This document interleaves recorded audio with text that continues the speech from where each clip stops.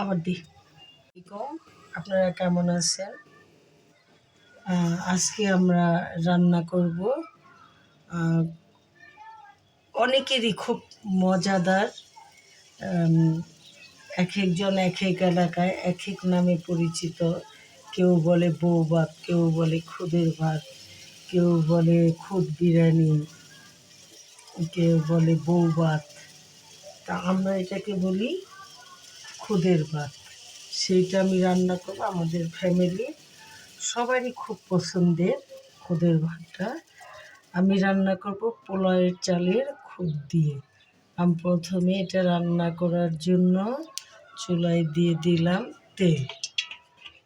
আমার তেলটা গরম হয়ে গেলে আমি দিয়ে দিব এলাচ, দারচিনি,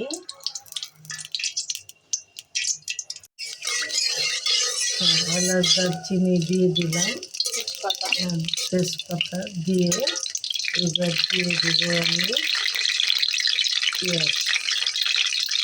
পেঁয়াজ কুচি দিয়ে দেব। পেঁয়াজ কুচিটা দিয়ে নেড়ে চেড়ে লাল করে দেব। পেঁয়াজ কুচিটা দিয়ে দেব। এখন এটাকে নেড়ে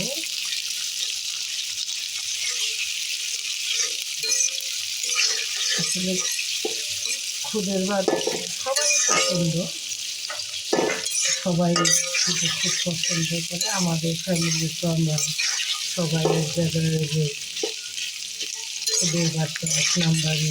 বিভিন্ন ধরনের খাবার আছে, তাদের খুদের ভাতটাই হয়েছে। আমি আজকে খুদের ভাতটা রান্না করব। আজকে দিয়ে দিলাম আলু, কুচি কুচি করে রেখে কেটে রাখা আলুগুলি আমি তেলের মধ্যে ভেজে ভেজে আলুটা দিলে খেতে বেশ ভালো লাগে। দিয়ে দেবো আলু। এখানে আমি দিয়ে দেবো স্বাদ মতো লবণ। আলুগুলিকে আমি সুন্দর করে ভেজে নেব। তেলের মধ্যে ভেজে নিলে খেতে বেশ ভালো লাগে।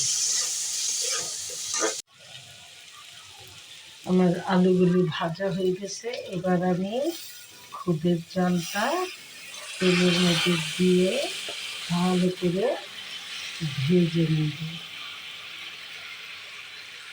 ধুয়ে রেখেছিলাম খুদের চালটা দিয়ে দিলাম। একটু ভাজা ভাজা হলে দিয়ে দিবে নেড়ে ফুটিয়ে রাখা পানি। আগে আমি চালটা ভালো করে ভেজে নিই।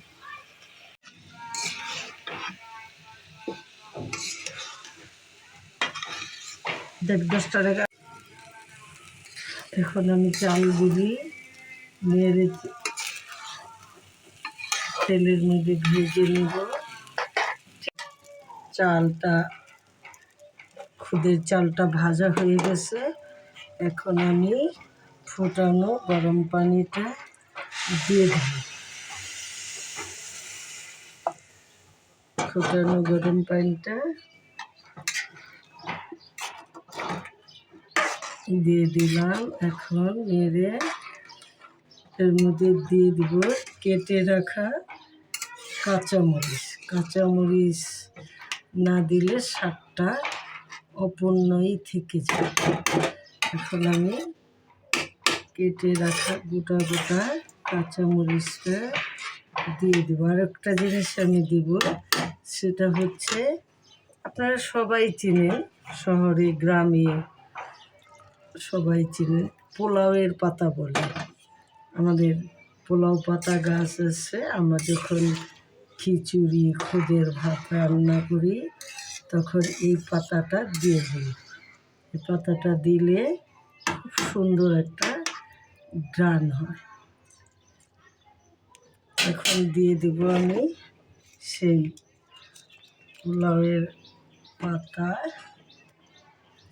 আমার বেলকনিতে লাগিয়েছি। ওই পাতাটা ধুয়ে রেখেছিলাম কেটে, এখন ওইটা দিয়ে দিলাম। দিয়ে দিব ফালি করে রাখা কাঁচামরিচ, দিয়ে দিলাম কাঁচামরিচ।